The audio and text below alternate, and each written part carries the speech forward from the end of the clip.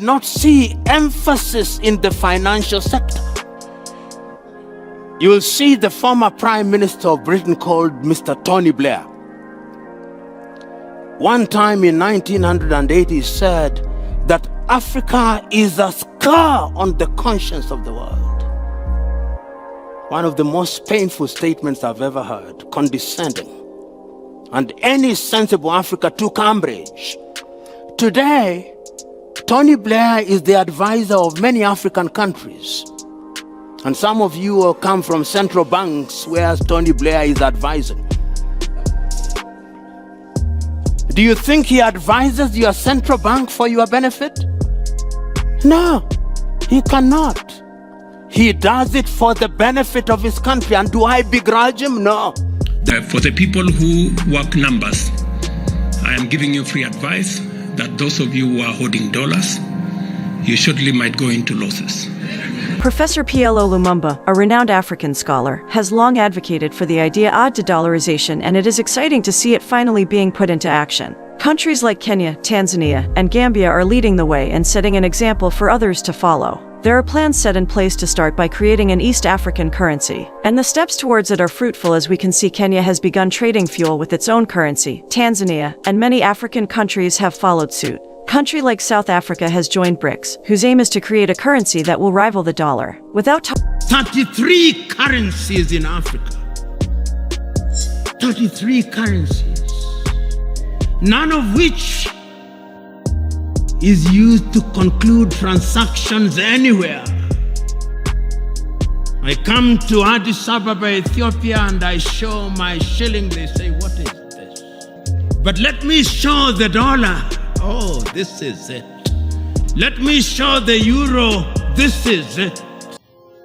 80% of transactions in Africa are concluded outside of the continent in dollars. So you may have the central bank or the federal bank or Mickey Mouse. You may have the central bank of Kenya, Mickey Mouse. Ladies and gentlemen, while we recognize the enormous challenges we may face, it is the smart actions that we take, the investments that we make in our peoples, and the speed and effectiveness in implementing the common African market that will guarantee that the 1.3 billion people who call this continent home can enjoy prosperous and fulfilling lives. We're already seeing some important progress. For example, a number of financial institutions have signed on to the Pan-African Payment Settlement System, a digital platform to facilitate trade.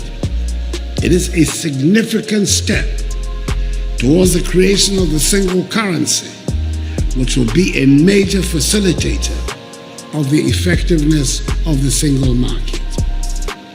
We have achieved some 90% convergence on the rules of origin, with the exception of a few commodities. And the $9 billion United States dollars worth of investments have been secured by the AFCFTA Secretariat. But there is a great deal to be done to realize the full benefits of inter-African trade. And I believe there is certainly here, at this dialogue, broad agreement on 4 fundamental elements for our progress. You better do what you must do, because this market is going to be different in a couple of weeks. And I'm saying all this because it is important that we realize and to contextualize this in history, to know our real circumstances. There'll be sugarcoating. You'll be told that there is partnership, but the partnership that Africa has between the West and her is like the partnership between the horse and the rider. That is the relationship. Don't be cheated.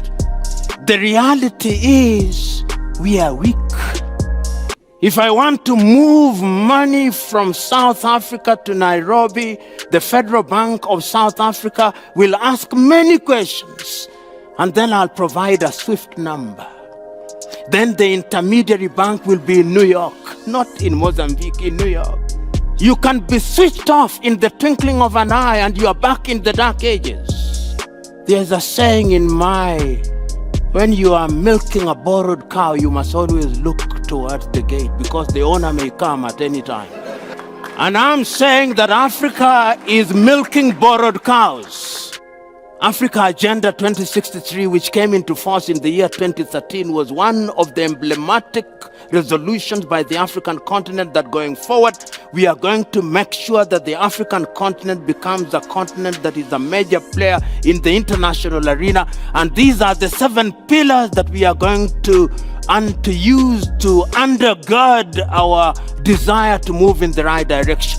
The conceptual West wants an Africa that is poor and is in a perpetual state of conflict. 33 currencies in Africa, none of which is used to conclude transactions anywhere.